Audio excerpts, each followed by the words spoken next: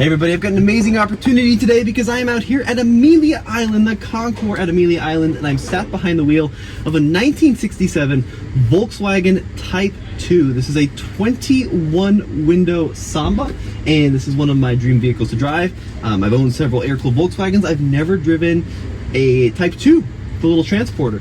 So in this video we're going to do a POV behind the wheel of the Type 2, and then we're going to compare it to the brand new fully electric Volkswagen idbuzz and drive them back to back and see if the new idbuzz retains the same spirit as the iconic 21 window. So I'm going to close this window up a little bit so you can hear me better. Now this is a vehicle straight out of the Volkswagen collection, and it's been very nicely restored, and immediately I can tell you this driving position is unlike just about any other vehicle in the world. So we're going to see if we can get this flat 4 started up. There, you can hear it purr into life. Oh, it runs beautifully. Now this dashboard is beautiful. This is one of the most collectible of the Volkswagen vans. It's 21 window, and what that means is that we have windows not only around the van, in the front, on the sides, but also on the roof that give you an almost completely unobstructed view of the world. In the brochures of these vehicles have them driving through the Swiss Alps.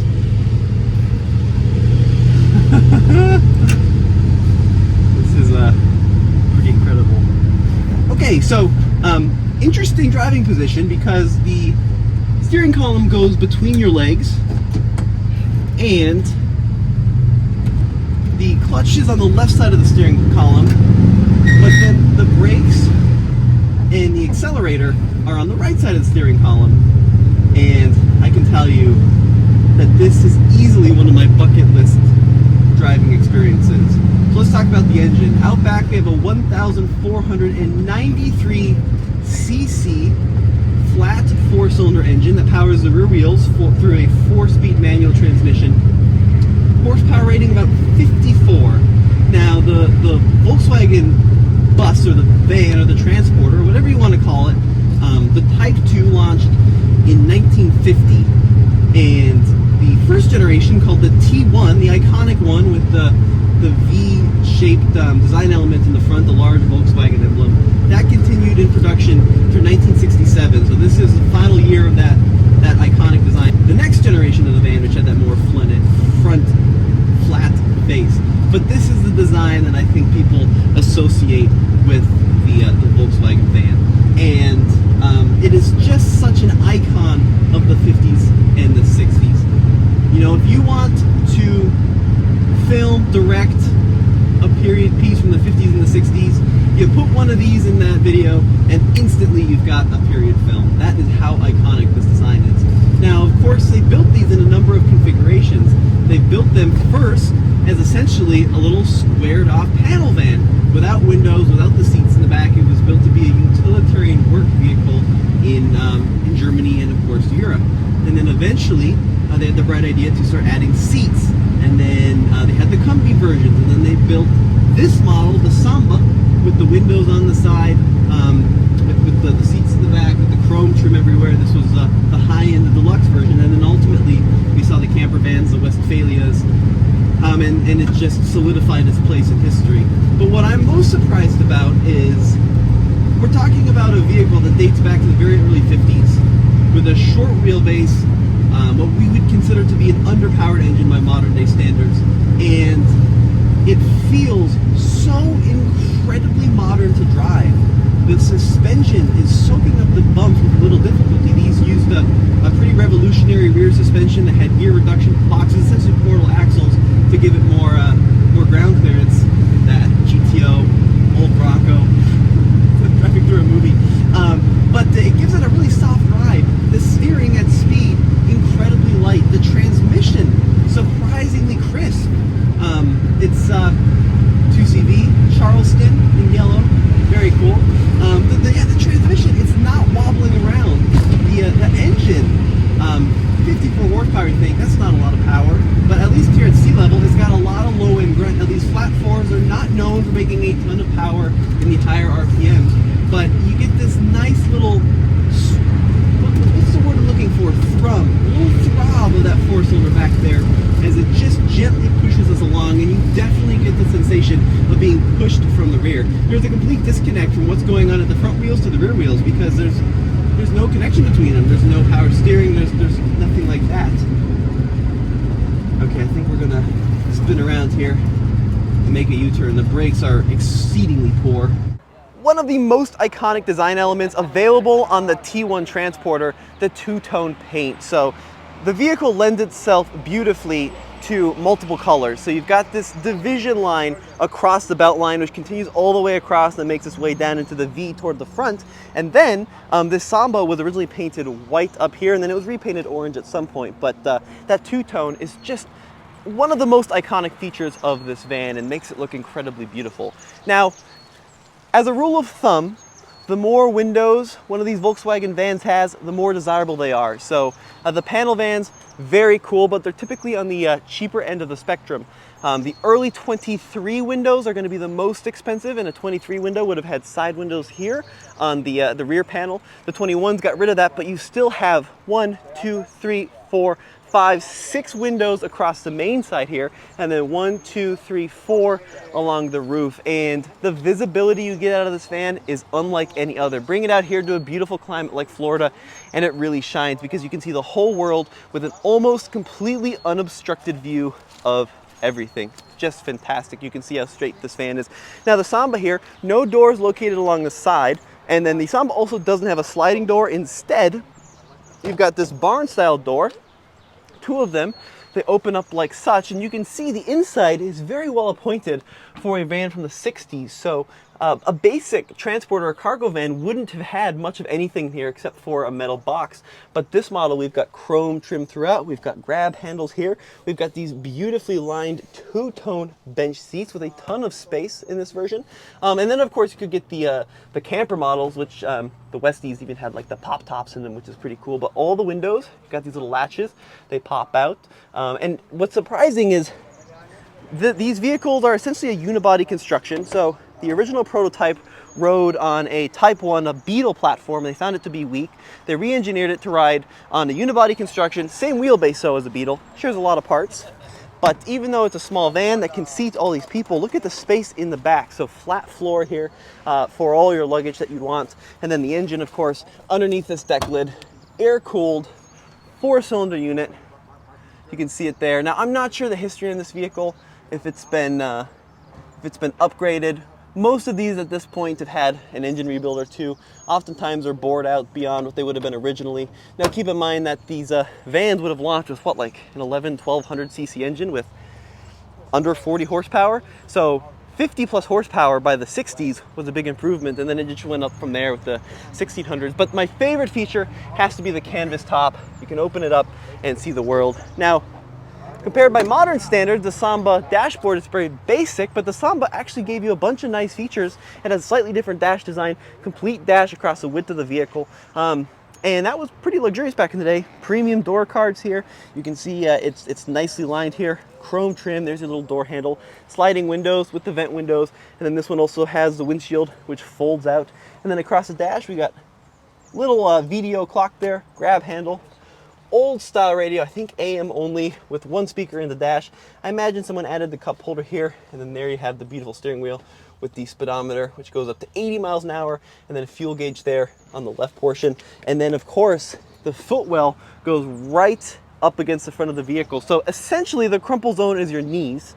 So not a ton of thought given towards safety back in the 60s, but it led to a beautiful design, and it actually led to a lot of space. So you have really good room for your feet there. You got a little bit of a taper up there so that your feet can be at an angle. Parking brake here, 4-speed manual transmission, some controls for your heater and your ventilation, and then 3 abreast seating in the front. But a beautiful example of an iconic van.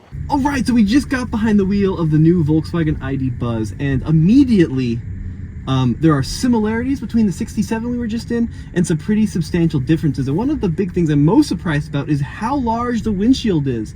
So this has got to be one of the most impressive views forward out of any new vehicle I've been in, because it's just expansive and it feels like it extends from one end of the vehicle to the other end completely uninterrupted, which is cool. Now obviously you do sit further back from the front end than we did in that old Type 2 Transporter. Probably a good thing, right? So your kneecaps are not the crumple zones in this vehicle, and that is, you know, that's a design challenge that Volkswagen has to work with. You simply cannot have the same design elements of the old one in the new one if you're going to conform with crash safety and pedestrian standards and that kind of thing. But what I'm really happy about is they kept the same special feeling of driving something unusual.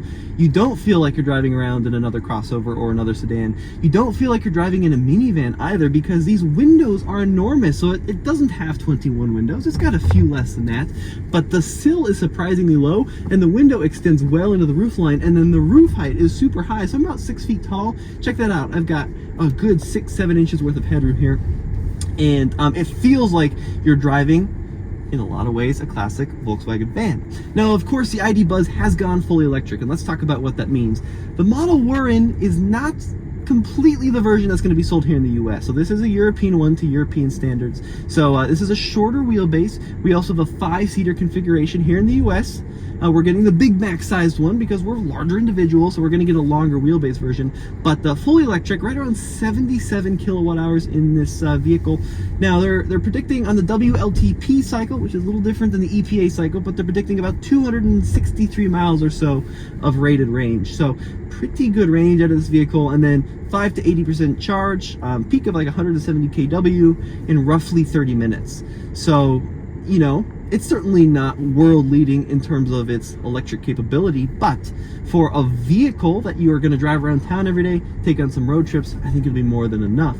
And there's other similarities between the electric idbuzz and the gasoline Transporter we were just in. For example, rear engined. So when Volkswagen launched the new Beetle in the late 90s, there was a lot of fuss from Volkswagen purists because it had the engine in the front part of the front wheels.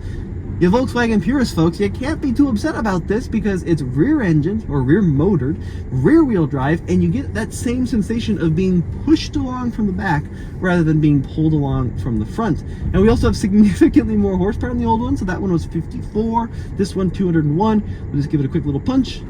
Yep. Yeah, that's enough to make your kiddos go flying toward the back. It's not a rocket ship, but it's not intended to be. This is the Volkswagen van. It's finally back. You know, we had the later water-cooled ones, and they went to the Eurovan, which is a very cool van, but this form factor has been missing from the US for a bunch of years. And if you're going to bring this form factor back, it better have a giant Volkswagen badge on the front of it, and I'm happy to say this one does. So we're going to pull off in this little parking lot here and take a quick look at the outside and the inside, and then talk about some more of the driving characteristics. All right, so let's check out the design differences between this Volkswagen idbuzz and the 1967 model. And there's a lot of similarities between the two. So that iconic V shape that we saw in that 67 is still more or less present in the idbuzz. Now, of course, it's not quite as narrow. It's more of a wider design, which gives it kind of a wider, more planted look in the front, but it's still definitely there.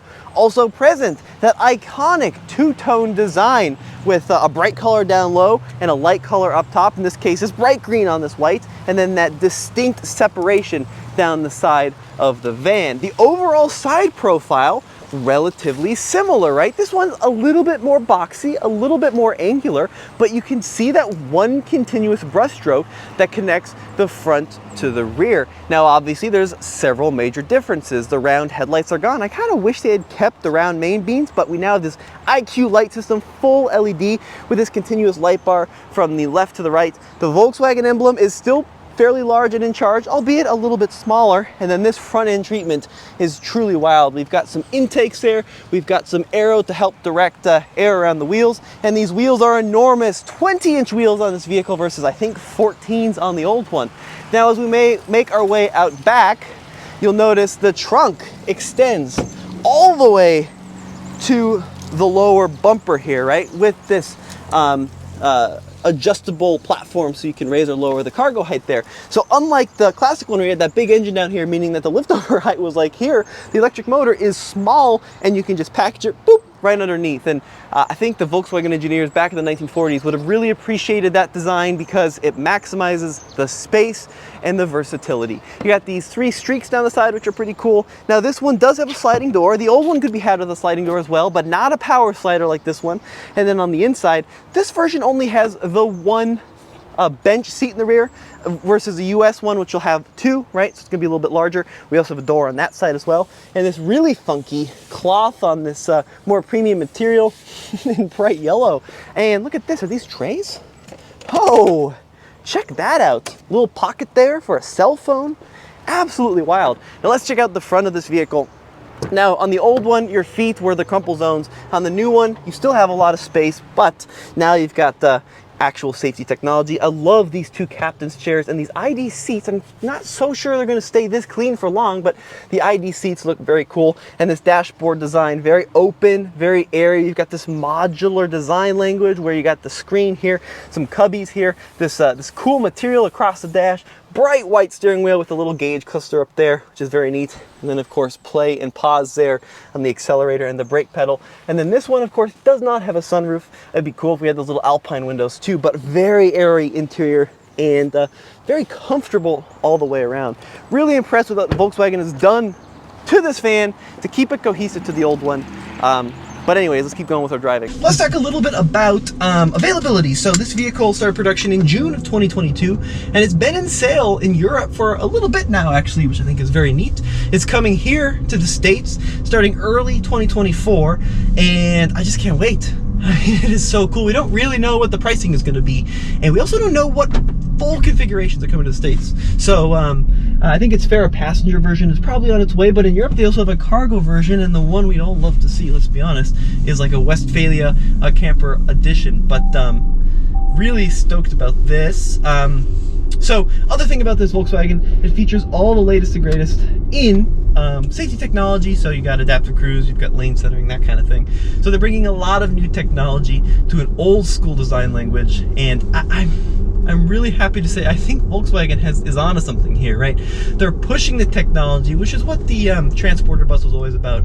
Innovative thinking to get across common problems, and that's exactly what Volkswagen is doing here by making it all electric, right? It's going to be super affordable to run on a daily basis if you can charge it up at home. It's got an 11 kilowatt onboard charger, so pretty darn juicy onboard charger, and I just think it's great. I mean, it's super exciting. What it's going to come down to, me at least, with is going to be the price, and we just really don't quite know how the US pricing is going to line up. Hopefully we'll have more information on that shortly, closer to launch, but it's a lot of fun. Now Volkswagen has put a lot of work into making kind of bubbly and cutesy, so you got like the play and the pause on the pedals, and you got a bunch of little Easter eggs everywhere, but I like that stuff, right? I know it's a common journalist thing to be like, oh, it's too much fun stuff in there. Like, who cares? Just put a goofy thing here and there. It just really amps up the excitement for me on this car by quite a lot. It's just fun, right? And they're sticking true to their roots. I think that's been a lot of the issues with some of the previous attempts at making retro classics, right? Is sure, they kind of look like the original, but they lost a lot of the DNA.